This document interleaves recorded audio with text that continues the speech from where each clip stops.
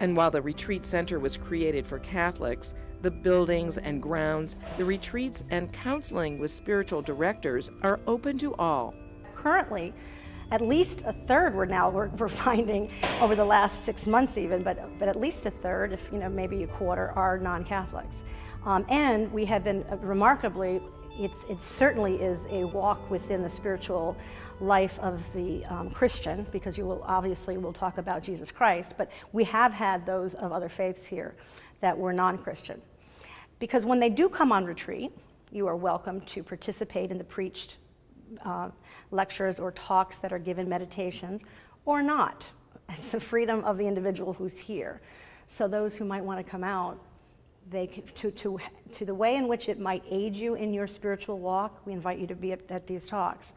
If it's a hindrance, Ignatius was very big about let the creator work with the creature, and the creature works with the creator.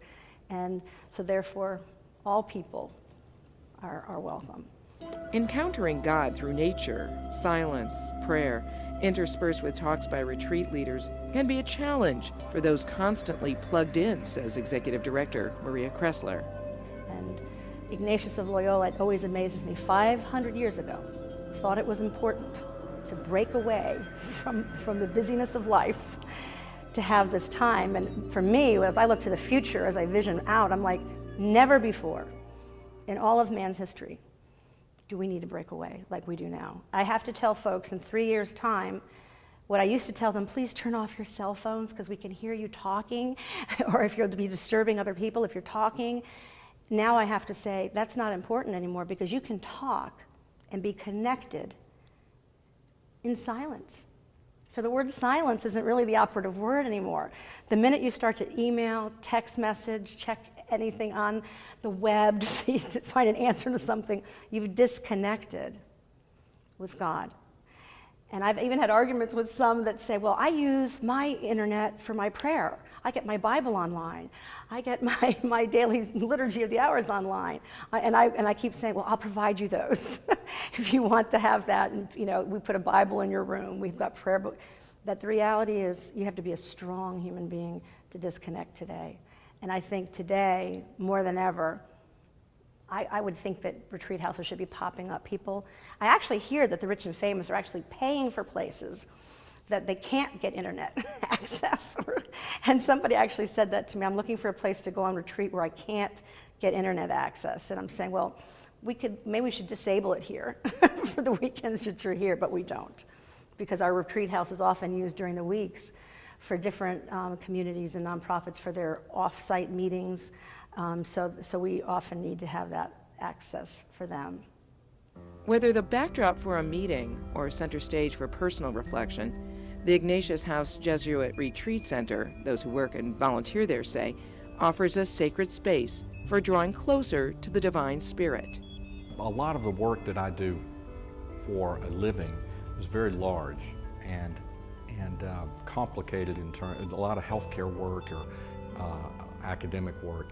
What was wonderful about this is that it was much smaller, and much more intimate. And so it was a much more intimate. I was much more intimately involved with the project, and it was at a time in my life that I needed to listen and be open to my Creator. So it was just a delight. It was a real labor of love. So it's a very special. It has real special meaning for me. It's the beauty of the grounds. It's the love people, the time they spent hoping that this will become a place where God can help others, and it's a place of hope.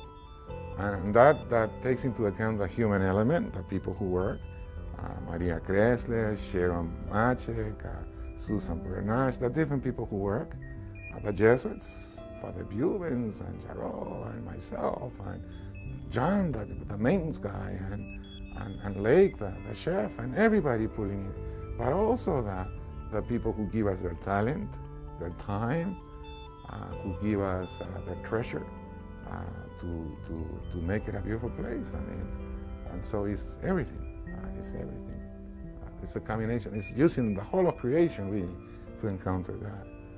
My feelings as strongly is that if people are truly encountering God when they're here, they then are out there and they have nothing but, no choice even, if you've had that encounter, but to share that in the way they live and who they touch, every way and how. I mean, so we need a sense of it. If you've met that encounter and you've had that experience of God's loving you and you have that, you're just going to be propelled and compelled to go out. And that's kind of our way of working within that mission of changing the world or bringing about the kingdom of God here.